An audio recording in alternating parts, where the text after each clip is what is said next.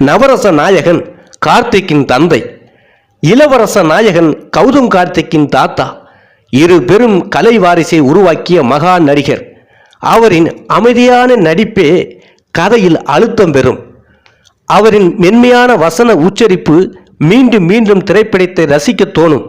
எம்ஜிஆர், சிவாஜி கணேசன், ஜெமினி கணேசன் என்று பல ஜான்புவான்களுக்கு நிகராக தமிழ் சினிமாவில் நடித்து கோலோச்சிய மாபெரும் நடிகர், நவரச திலகம் என போற்றப்பட்ட முத்துராமன் அவர்கள் தஞ்சாவூர் மாவட்டத்தில் உள்ள ஒரத்தநாடு வட்டத்தில் ஒக்கநாடு என்ற ஊரில் ராதாகிருஷ்ணன், ஓந்திரியர், ரத்னாவதி அம்மாள் தம்பதியருக்கு மகனாக 1929ஆம் ஆண்டு ஜூலை மாதம் 4ஆம் தேதி பிறந்தார்.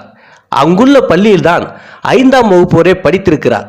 முத்துராமனுக்கு பூர்வீகத்தில் 6 ஏக்கர் நஞ்சை நிலமும் ஒரு வீடும் சொந்தமாக இருந்திருக்கிறது. முத்துராமன் அவர்களுடைய தந்தையார் ஒரு வழக்கறிஞர். இவருடைய மாமா ஒரு காவல்துறை அதிகாரி. குடும்பத்தில் யாருக்கும் நாடகம் அல்லது திரைப்பட தொழிலில் தொடர்பு இல்லை. இருந்தாலும் முத்துராமன் அவர்களுக்கு நுண்கலை மற்றும் திரைத்துறையில் ஆர்வம் இருந்திருக்கிறது. முத்துராமன் அவர்கள் தனது குடும்பத்தின் வற்புறுத்தலின் பேரில் முதலில் ஒரு அரசு ஊழியராக தன் வாழ்க்கையை தொடங்கியிருக்கிறார். ஆரம்ப காலத்தில் நாடக நடிகராகத்தான் தன் திரைவழி பயணத்தை தொடங்கினார். எஸ் ராஜேந்திரனுடன் இணைந்து SSR நாடக மன்றத்தில் தொடர்ந்து பல நாடகங்களில் நடித்திருக்கிறார்.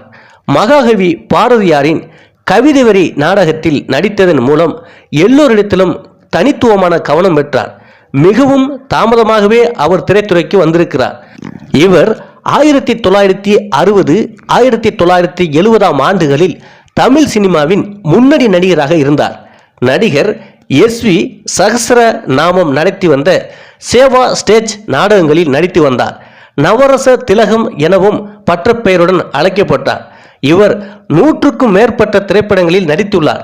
அந்த காலத்தில் முன்னணி இயக்குநர்களான ஸ்ரீதர், கே. பாலச்சந்தர் ஆகியோரின் திரைப்படங்கள் பலவற்றில் முத்துராமன் அவர்கள் நடித்திருக்கிறார். முன்னணி கதாநாயகனாக பல திரைப்படங்களில் நடித்திருந்தாலும் தன்னை முன்னிறுத்தாத கதாநாயகியை முன்னிறுத்தும் பல படங்களில், அதாவது KR விஜயா, சுஜாதா ஆகியோருடன் நடித்துள்ளார். மேலும் அப்போதைய முன்னணி நட்சத்திரங்களாக இருந்த எம்ஜிஆர் அவர்களுடன் என் அண்ணன், கண்ணன் என் காதலன் போன்ற திரைப்படங்களிலும், சிவாஜி கணேசன் அவர்கள் நடித்த பார்மகளே பார், நெஞ்சிருக்கும் வரை, சிவந்த மண் போன்ற திரைப்படங்களிலும் அவருடன் பல திரைப்படங்களில் துணை கதாபாத்திரத்திலும் நடித்துள்ளார். தனது காலத்தில் தனக்கு பின் அறிமுகமான ஜெய்சங்கருடன் கனிமுத்து பாப்பா என்ற திரைப்படத்திலும், ரவிச்சந்திரனுடன் காதலிக்க நேரமில்லை என்ற திரைப்படத்திலும், AVM ராஜன் அவர்களுடன் பதிலுக்கு பதில், கொடிமலர் போன்ற படங்களிலும் 2வது கதாநாயகனாகவே நடித்துள்ளார். தனது திரைப்படங்கள் பலவற்றிலும் மிகைப்படுத்தாத தன்னம்பிக்கை மிகுந்த நடிப்பிற்காக பெயர் பெற்றார். இவரது இறுதி படம் ரஜினிகாந்த் இரட்டை வேடத்தில் நடித்த போக்கிரி ராஜாவாகும். இதில் வில்லன் வேடம் ஏற்றிருந்த முத்துராமன் ஒரு வெளிப்புற படப்பிடிப்பிற்காக ஊட்டி சென்றிருந்த போது மாரடைப்பால் காலமானார். அந்த சமயமே இவரது மகனான கார்த்திக் கதாநாயகனாக பாரதி ராஜாவின் புகழ்பெற்ற அலைகள் ஓய்வதில்லை திரைப்படத்தில் கதாநாயகனாக அறிமுகமாகவிருந்தார். அதன் பிறகு நடிகர் கார்த்திக் தமிழ் சினிமாவின் முக்கியமான கதாநாயகனாக ஆனார் என்பது வரலாறு. இவர் நடித்த பல படங்களை காணலாம். திரு முத்துராமன் அவர்கள் பஞ்சவர்ண கிளி, வானம்பாடி, மேஜர் சந்திரகாந்த், போலீஸ்காரன் மகள், காதலிக்க நேரமில்லை, மயங்குகிறாள் ஒரு மாது, காலங்களில் அவள் வசந்தம், அன்பு தங்கை, சர்வர் சுந்தரம், சூரியகாந்தி போன்ற பல படங்களில் கதாநாயகனாக நடித்தார். இவர் நடித்த பல படங்கள் மிக பெரும் வெற்றிகளை பெற்றன. கிராமங்கள் தோறும் மிக பெரும் நடிகராக அவர் புகழ்பெற்று விளங்கினார். எல்லா மக்களும் ஏற்றுக்கொள்ளக்கூடிய ஒரு நடிகராக தமிழ் சினிமாவில் 60, 70களில் வலம் வந்தார் முத்துராமன் அவர்கள்.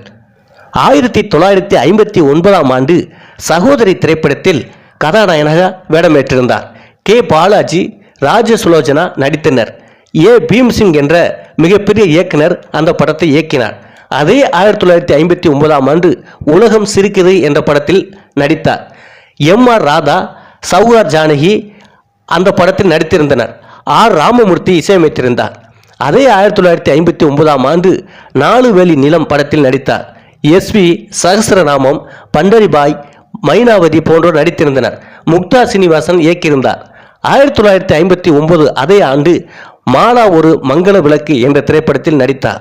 எம்.ஆர். ராதா, தேவிகா அவர்களுடன் நடித்திருந்தனர். எஸ். முகர்ஜி என்பவர் இயக்கியிருந்தார்.